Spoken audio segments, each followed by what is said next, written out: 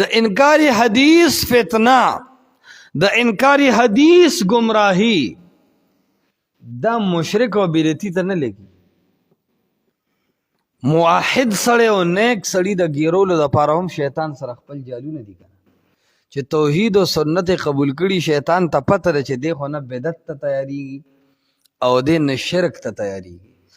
د موحدینو دپاره او د نیکانو علماو دپاره چې د شیطان جال پاغي د شرک او بدعت په انداز کې په طریقه کې اثر نه کوي، هغې ته وایي چې راشه دا روایت داسې په عقل وتله لکه چې ته نبي او یو شریعت صفا کوي. نو هغه وایي دا روایت د دې ځای خلاف. بیا ورته دا مخالفت او دا تعارض هم شیطانی راځي.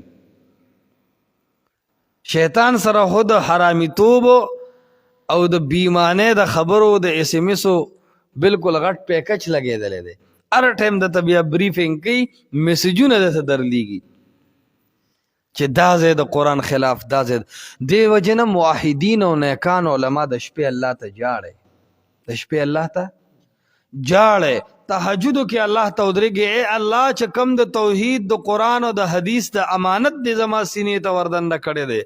یا رب چرته شیطان ما ته په قرآن اعتراض نه کی، دهری مې نه کی، یا الله چرته په حدیث راته اعتراضات پیدا نه کی، منکر حدیث مې نه کی.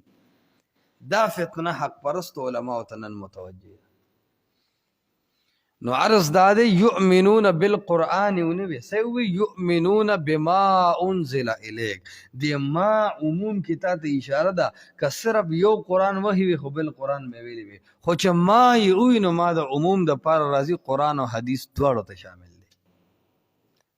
تاسو په دې پوه نه شئ فرهاده؟ ٹھیک شو؟